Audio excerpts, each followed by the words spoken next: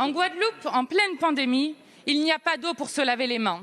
Les habitants s'approvisionnent avec des citernes qu'ils ont eux-mêmes payées ou avec des tours d'eau. Les enfants ratent jusqu'à 1 mois et demi de cours par an parce qu'il n'y a pas d'eau à l'école. Les nappes phréatiques sont polluées au chlordécone qui empoisonne les corps et les terres. Mais rassurez-vous, le RAID et le GIGN sont sur place. En Guadeloupe, au pic de l'épidémie, il n'y avait pas de masques, pas de tests, pas de médicaments, pas de respirateurs. L'été dernier, à l'hôpital de Pointe-à-Pitre, on comptait seulement 2 infirmiers pour 100 patients.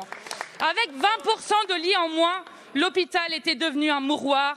Mais rassurez-vous, le RAID et le GIGN sont sur place. En Guadeloupe, le taux de chômage s'élève à 17%. 60% des moins de 30 ans n'ont pas d'emploi. Un tiers de la population vit sous le seuil de pauvreté. Pourtant, les prix de l'alimentaire sont supérieurs de 32% à ceux de France hexagonale. Mais rassurez-vous, le RAID et le GIGN sont sur place.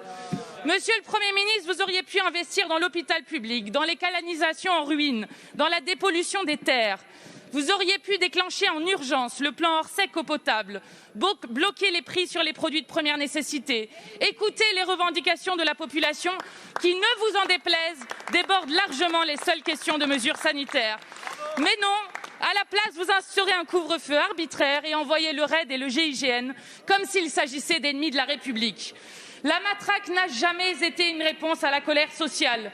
Monsieur le Premier ministre, si vous voulez la paix, le rétablissement de l'ordre républicain, comme votre ministre l'a dit avec outrance et mépris, commencez par mettre un terme à la maltraitance sociale de nos compatriotes guadeloupéens.